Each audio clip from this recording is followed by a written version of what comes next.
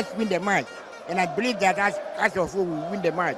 And I sure, and I promise them that whatever the case may be, Akasha also is the winner. It is coming through. It come through.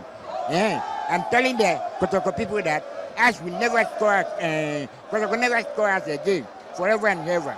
Every time we and Kotoko will meet, as we score them, I believe by the grace of God, by the grace of Jesus Christ, by the grace of Nabi Muhammad sallallahu alaihi wasallam, always has to win Kotoko.